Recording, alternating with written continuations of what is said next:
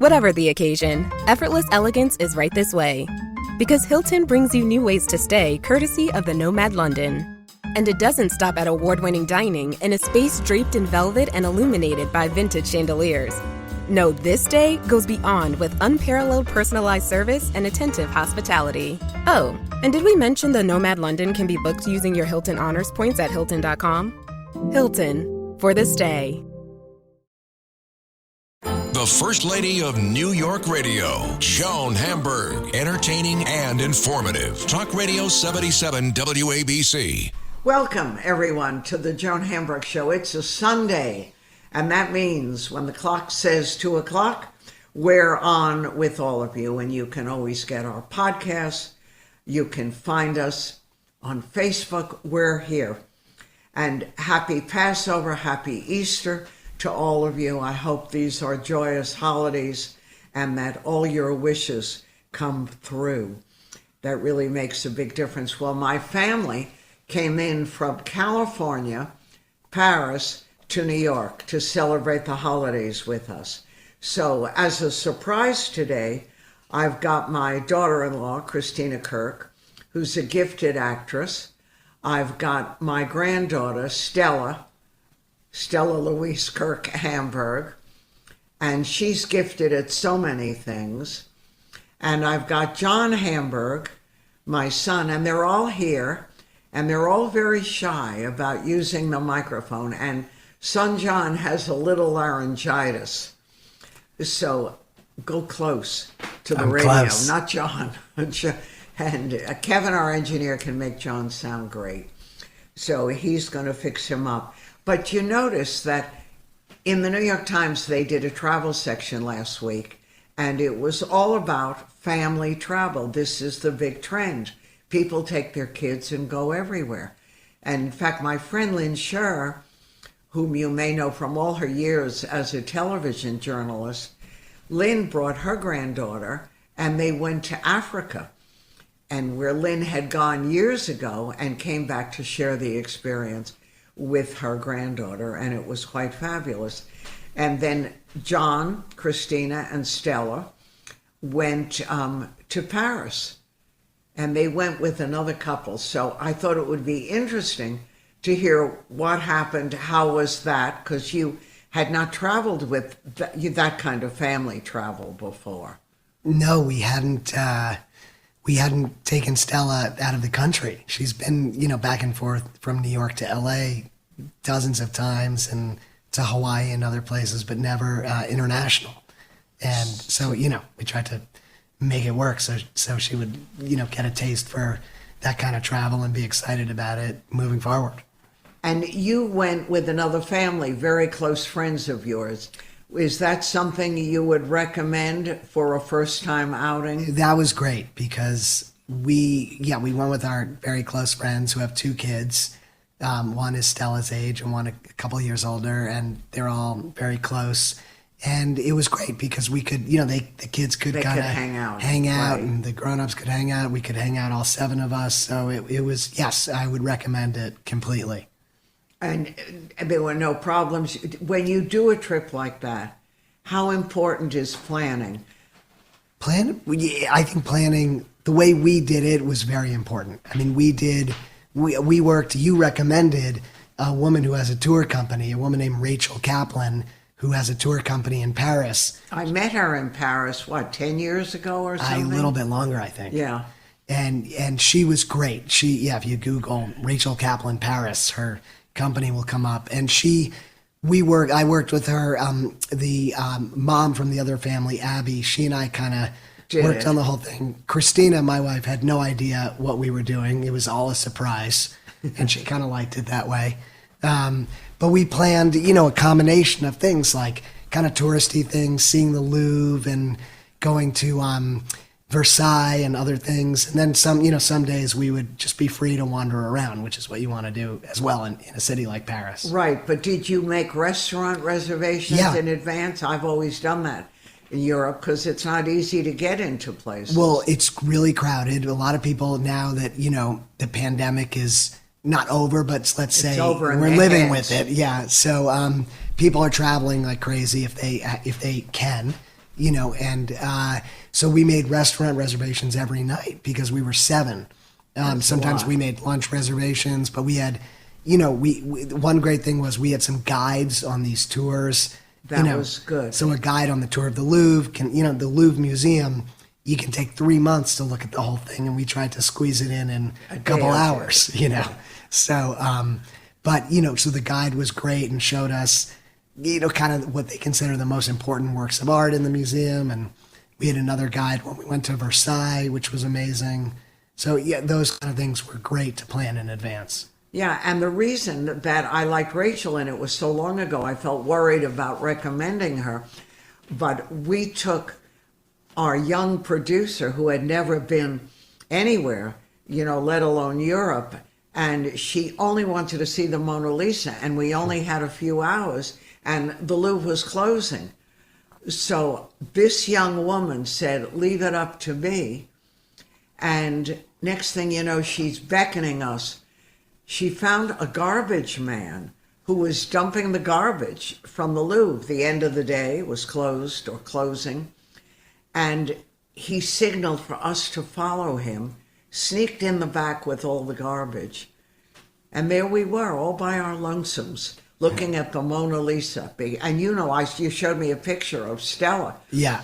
And even though she was trying to get up front to see it, there was so many people there. It's crazy. I mean, it's so packed to see that one. There's amazing works of art that everybody walks by on their way to the Mona Lisa, because that's the work of art everybody knows. But Stella, who's 11, somehow managed to find her way to the front, of the rope line to look at the Mona Lisa, but then got stuck. She couldn't get out. So how did she get out? So the Louvre guide opened up the rope, and Stella kind of scantered past the Mona Lisa and back to the group.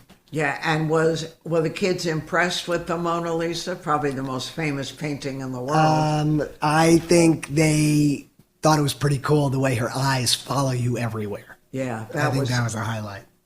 I would think kids would be a little unnerved by that, but they weren't. They seem to like it. She seems like a pretty friendly woman, the Mona Lisa. So I think they liked it. Yeah, were there a lot of families traveling like you guys? A lot, yeah. Lots of families, lots of parents with young kids, different ages from everywhere. I mean, you could tell they were from other European countries or from Asia. A lot of Americans. So, what would you tell people to do if they were planning this trip? Is Paris a good beginning for kids this age? Well, I mean, that's why we chose Paris. We were thinking of going to Japan, which is amazing. You took us there. We've been there a couple times, but Paris, I think, is a great kind of introduction to international travel for kids because it's so fun to walk around. The food is incredible. Every street corner has the most amazing baguettes and croissants and chocolate croissants and cookies, macarons. I don't love that kind of stuff, but Stella certainly enjoyed it. And Stella developed a taste for beef cheeks. I didn't. That was new to me. That. Beef cheek, which is like a beef bourguignon kind of thing. You mean it's like a stew? Yeah, it's like a braised meat. She got really into that. I can't believe she would eat that once she read the title. Well, yeah, she was into it. But she was in Europe. Yeah, but also every place you can get steak frite, French fries, and all that kind of stuff. Wish we had that right now. That's delish. I thought we were going to go to lunch after this. Yeah, we are. All right. I'm not sure it was steak frite. I was thinking more of a grilled cheese. But okay. However, steak frite sounds really good. Yeah. And I like that. So family travel, if you're organized, could be the way to go. Yeah, I think the fun thing to do is to plan a bunch of stuff and then combination of planning and then just days where you sort of pick a neighborhood and maybe you have one destination you want to go to, but you can wander around and sort of be flexible. That combination worked really well for us. But again, if you're going with a bigger group or even 4 people or 3, whatever your family is, 5, having those reservations in advance just took the stress out because you knew you had a place to eat. You're not trying to wait online forever and that kind of thing. No, I think that really it really makes a difference. And no matter when you go, there are so many tourists everywhere. I know. So what would you say would be the highlight of your trip? The highlight of the trip, gosh, there's so many. I mean, maybe this dinner we had at a place called, well, I can't speak French, but Relais l'Entrecôte, Entrecôte, the meat. And it's there's a few of them in Paris and I think one in London. And the only thing they serve there's no menu. So you wait online for about an hour. You meet people online all waiting for the same thing. You go in, no menu. You just get salad. And the only thing you have to wonder about is how well you want your steak cooked. Right. The only dish they have is steak and French fries. That sounds good to me. In a sauce, this magical sauce. We asked them the recipe, but she refused to give it up. And no dessert? Yeah, dessert. You can choose dessert. But my favorite. That was amazing. Part of it is that you wait online, so once you get in, you feel so excited because you've sort of made it through the gauntlet. And it's really warm and inviting and boisterous. And then every time you sit down at a menu, you have so many choices to make, but it's kind of fun not to have to think about anything other than rare or medium rare or well done. But I'm curious, how does your daughter like her meat? I would say medium. Because you trained her, you and Christina. Well, yeah, you and Dad always ate your steaks well too overcooked. I know, we're the old school. That was from my grandfather, though. You also always order chicken well done, which I find very strange. But I'm not, maybe we shouldn't. Maybe we could unpack this on this show. No, it's true because my grandpa lived with us, and he wouldn't eat anything unless it was burned or overcooked. Yeah. So we got used to it. He loved hamburgers, but they were like little iron rocks. Yeah. Well, that's been passed along to you. You're a very good cook, but just I do a few like extra things, minutes in the oven sometimes. I do like things overcooked. So let's switch for a minute from taking your kids to Paris, which to me would be a perfect first trip. London or Paris would be the way to go. How is the movie business? The movie business is it's going pretty well. I mean, it's at a very interesting point because of all the streamers, Netflix and Disney Plus and Amazon, things you wouldn't have thought about, 10 years ago. Suddenly that's who are some of the biggest studios making movies and TV now. So it's changed everything. It can be in a good way, but it certainly is different. Well, Netflix, I just read, even in a recent paper, was changing some of their things that they're doing. Do you know anything about that? I think they're always evolving. Netflix has made a big change in that they have ads now. You can pay less for your subscription, but you'll have ads. So that changes it, and they're all evolving. We're at a point where it's almost like the beginning of the movie business 100 years ago, where it's so different, and it's all evolving, and the way people consume entertainment. Now they're starting to go back to the movie theaters to see certain things. Right. They'll see John Wick or Top Gun Maverick or certain horror movies. Hopefully they'll go back and see comedies because that's my genre.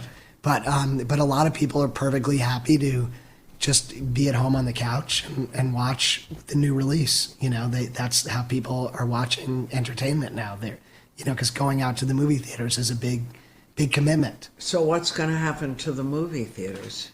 Well, they're going to cater. They're actually doing pretty well. I think people are starting to come back, but the movie theaters, the kind of dramas or movies we would go to, when we were younger, people don't go see those as often in movie theaters. They go see Marvel movies, they see animated movies, family movies. Once in a while, something like Everything Everywhere All at Once will break through. But that's kind of more rare. Yeah. So they go for big spectacle entertainment most of the time. But you know what? There's going to be a comedy that everyone's going to go see in the movie theater, and suddenly people will say, you have to see comedy in a movie theater. So it's always evolving. Yeah, but to me, I love comedy, but I don't like watching it alone. Yeah. I just feel that comedy needs a Yeah. group, because when you laugh, you like to laugh with a lot of people. I mean, yes, people, watching comedy in a big group, there's nothing better with everybody laughing communally. But, a couple of my movies have gotten discovered more on home video, or people watching them at home. They weren't big hits in the theater, like Zoolander, which we did with Ben Stiller. It wasn't really that successful in the theaters, but then over the years, people discovered it at home. Is always playing on television, and it became one of our most popular movies. So, people they might watch it with 2 or 3 people, or a lot of people, they watched it in college dorm rooms and, Right. things like that. I'm sure you get this all the time. I mean, you broke into this business very young, but how does a kid today get started? I mean, I know there's no answer. People are constantly asking me. I say, yeah, I can't answer that question. And my son gets annoyed when I ask him because it seems obvious. Well, it's not. There's no clear path. Right. It's not. It's just not like law school or medical school where there's kind of a path. It's really hard to say. You just have to find. I always tell people, you just have to. Obviously, you have to work really hard. You have to find your voice, and stick to it, and make as many connections as possible. And kind of one thing can lead to the next, and things like that. So. Yeah, I wish there was an easy answer, but there's just not. But there's not. And there are still a lot of kids breaking through. Well, there's always a need for fresh voices. And I think there's opportunities for a lot more voices to be heard from. And, so it is an exciting time in that regard. But I remember you and your cousin who's in the movie business would actually make movies, handheld cameras, just crazy things. But you would, rather than constantly wait to see if you're going to be discovered, you discovered yourselves by doing that, and it made a big difference. Yeah, and that's what a lot of people do now. Now, it was much harder back when we were starting out to make something because we didn't have. Now you can do it on an iPhone and edit a movie on your phone and upload it to YouTube or TikTok or anything like that, and you can break through that way as well. I always think that, something that has a unique point of view can break through. Right, if it's strong and it can stand on its own. Yeah. Very encouraging, good advice. Thank you, Johnny. What are you working on now? I'm working on my beef cheek recipe. I have to make it for Stella. That's my main. Wait, what is the recipe? My beef bourguignon.